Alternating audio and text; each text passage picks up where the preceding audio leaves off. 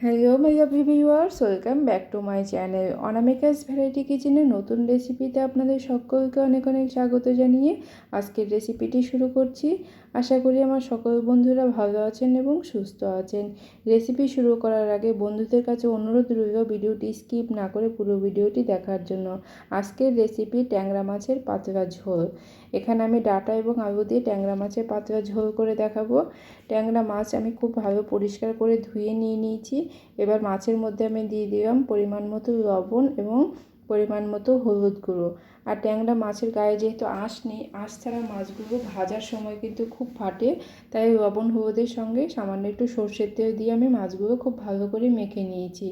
এদিকে কড়াইতে সর্ষের তেল গরম করতে বসিয়ে দিয়েছিলাম। তেলটাকে অবশ্যই খুব ভালো করে গরম করে নিয়ে তারপরেই কিন্তু মাছগুলো দেবেন, নাহলে কিন্তু মাছগুলো ভেঙে যাবে। মাছগুলোকে আমি হালকা করে এপিট ওপিট করে ভেজে নিয়েছি। খুব বেশি কড়া ভাজলে কিন্তু ট্যাংরা মাছ ভালো লাগে না।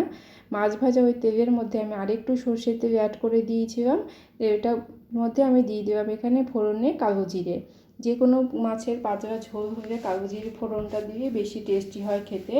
তারপরে আমি দিয়ে দিলাম এখানে কেটে রাখা আলু, আর আলুটা দিয়ে আমি সামান্য একটু লবণ এবং হলুদ গুঁড়ো দিয়ে আলুটাকে মিডিয়াম ফ্লেমে আমি এরকম লাল করে ভেজে নিয়েছি। তারপর আমি এখানে দিয়ে দিলাম কেটে রাখা ডাঁটা। এরপর ডাঁটা আর আলুর সাথে খুব ভালো করে আমি নাড়াচাড়া করে নিলাম। 1-2 মিনিট আমি এভাবে ডাঁটা এবং আলুটা একটু নাড়াচাড়া করে নিয়েছি। এবার আমি এখানে দিয়ে দেব টমেটো কুচি, আর দিয়ে দেব আদা এবং কাঁচা লঙ্কা পেস্ট। একসাথে আমি এটা বেটে রেখে দিয়েছিলাম আদা এবং কাঁচা লঙ্কাটা, সেটা আমি দিয়ে দিলাম। আচ্ছা, এখানে আমি আপনাদের ভিডিওটা আমার স্কিপ হয়ে গেছে, আমি এখানে স্বাদ মতো কিন্তু লবণটাও দিয়ে দিয়েছি। এবার সমস্ত কিছু একসাথে খুব ভালো করে আমি 3-4 মিনিট কষিয়ে নেব, যতক্ষণ পর্যন্ত আদা এবং টমেটোর কাঁচা গন্ধটা না চলে যাচ্ছে। এবার আমি এই সব কিছু 3-4 মিনিট আরও কষিয়ে নেব। লবণটা অবশ্যই নিজেদের টেস্ট অনুযায়ী দেবেন। তারপর আমি এখানে দিয়ে দিলাম 3-4 মিনিট কষানোর পরে জিরের গুঁড়ো, তারপরে দিয়ে দিলাম ধনের গুঁড়ো, এরপরে দিয়ে দিলাম হলুদ গুঁড়ো, আর একটু কালারের জন্য আমি এখানে কাশ্মীরি লঙ্কার গুঁড়ো দিয়েছি। যেহেতু আমি কাঁচা লঙ্কার ঝালে রান্নাটা করছি, তাই একটু কাশ্মীরি লঙ্কার গুঁড়োও দিয়ে দিলাম। যদি আপনারা শুকনো লঙ্কায় করেন সেই ক্ষেত্রে কাশ্মীরি লঙ্কার গুঁড়োটা দেওয়ার প্রয়োজন নেই।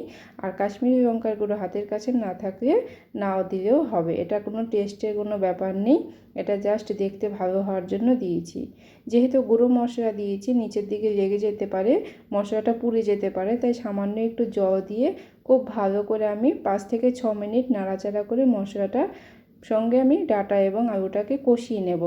খুব সুন্দর করে একটু টাইম নিয়ে কষিয়ে নিতে হবে। দেখুন একদম খুব সুন্দর কষানো হয়ে গেছে, জলটাও শুকিয়ে গেছে এবং দেখতেই পাচ্ছেন কড়াইয়ের মধ্যে একটু লেগে যাচ্ছে, তার মানে কষানোটা খুব সুন্দর হয়ে গেছে। এবার আমি এখানে দিয়ে দেব পরিমাণ মতো জল।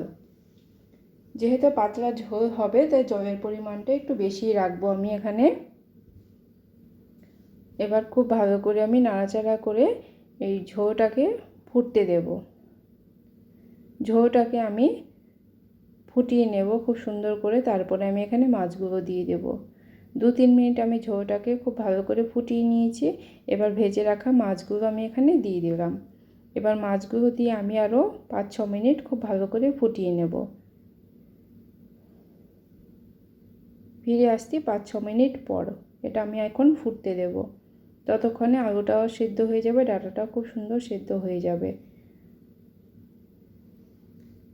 গ্যাসের ফ্লেমটা হাইতে রেখে আমি 5 মিনিট ফুটিয়ে নিয়েছি। যেহেতু আমি পাতলা ঝোল করছি, এর থেকে আর বেশি আমি ঝোলটাকে ফুটাবো না।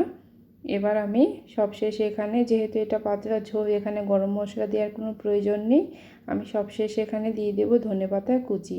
তবে আপনাদের হাতের কাছে যদি ধনেপাতা না থাকে না দিলেও হবে, কিন্তু এই পাতলা ঝোলে একটু ধনেপাতা কুচি দিলে কিন্তু খেতে বেশ ভালো লাগে। দেখুন এটা হয়ে গেছে, আমি এবার সার্ভ করে দেব। ভিডিওটি শেষ পর্যন্ত দেখার জন্য সবাইকে অসংখ্য ধন্যবাদ। দেখা হবে নতুন কোনো রেসিপির সাথে। সবাই ভালো থাকবেন, সুস্থ থাকবেন এবং অনামিকাস ভ্যারাইটি কিচেনের পাশে থাকবেন। আলু এবং ডাঁটা সব কিছু সুন্দর সেদ্ধ হয়ে গেছে, এটা একদম রেডি হয়ে গেছে, আমি সার্ভ করে দিচ্ছি।